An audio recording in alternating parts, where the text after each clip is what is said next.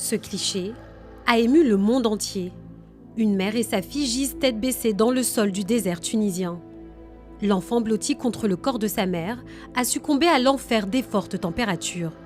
Toutes deux sont mortes de soif. Marie, 6 ans, et Fati Dosso, 30 ans, étaient la fille et l'épouse de Crépin Mengué. Le jeune homme, migrant camerounais, avait perdu leurs traces mi-juillet.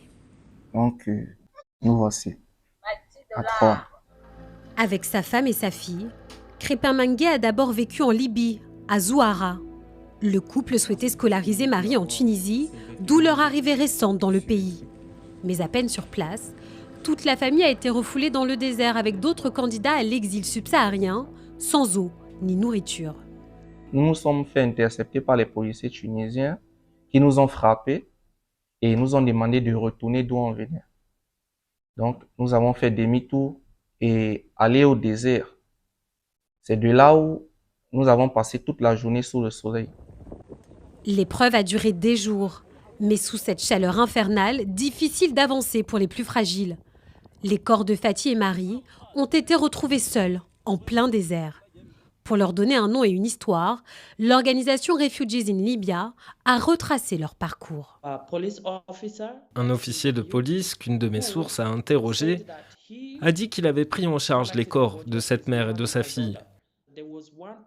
Il y a une personne qui a survécu, qui a pu témoigner et a dit à la police qu'une femme et sa fille, qui s'appelaient Fati Dosso et Marie, étaient mortes. Depuis cette photo de l'indicible, Crépin Mengué ne trouve plus le sommeil. Il se remémore sans cesse la traversée macabre. Vu que c'était dur, je ne pouvais pas continuer. Je sentais que c'était fini pour moi. Dans ma tête, c'était que c'est la mort. J'ai demandé à ma femme de partir, de me laisser, d'essayer de sauver au moins l'enfant, de rattraper l'autre groupe.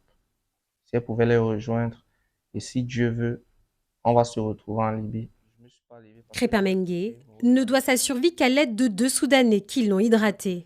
Selon Human Rights Watch, comme Crépin, Fati et Marie, au moins 1200 subsahariens ont été abandonnés par les forces tunisiennes dans les zones désertiques.